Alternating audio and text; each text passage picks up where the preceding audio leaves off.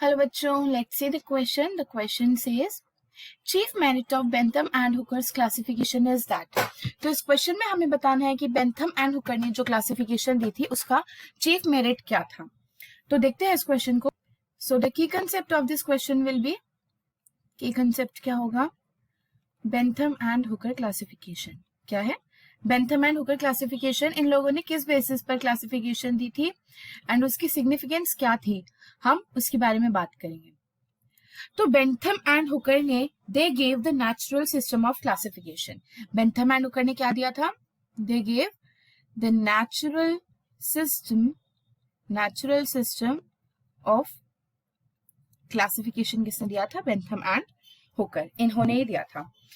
इस सिस्टम में उन्होंने क्या क्लासिफाई करा था, उन्होंने बताया था कि जो सीडेड प्लांट्स होते हैं they are divided into dicotyledons, gymnosperms and monocotyledons. इन्होंने क्या कहा था, according to natural system of classification the seeded plants are divided into three categories.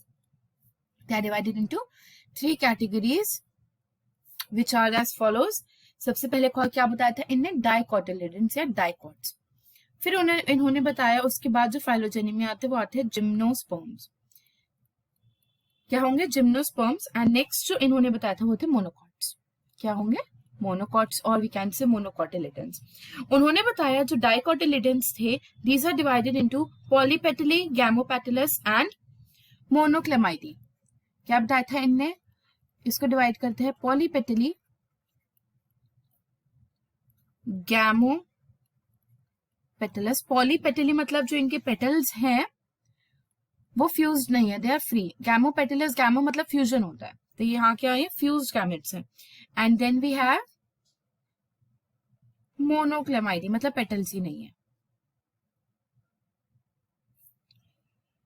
मतलब फिर ये जो क्लासेस हैं जो पॉलीपेटलस, गैमोपेटलस है, इनको फर्दर कोहोर्ट्स में डिवाइड करा था जो कि यहाँ पर काम का नहीं है. ये किस बेसिस पर डिवीजन थी, बेसिस क्या था इस क्लासिफिकेशन का, the classification was based on the natural observation of species. इन्होंने बस बाहर से देखा, नेचुरली ऑब्जर्व करा and then he classified. Next देखते हैं डीमेरिट क्या होगा इस क्लासिफिकेशन का.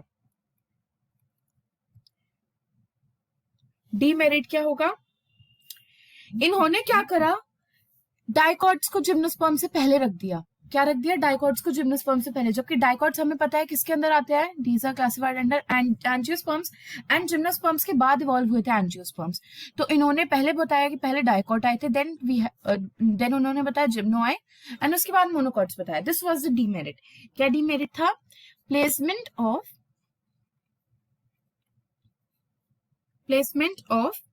जिम्नोस्पर्म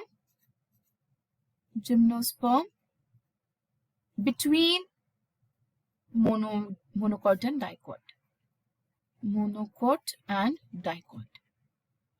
और मेरिट तो हमने देख ही लिया, नेचुरल ऑब्जर्वेशन पे इन्होंने ऑल प्लांट्स को क्लासिफाई कर दिया था, तो ये हो गया हमारा ऑल प्लांट्स, ये हो गया मेरिट.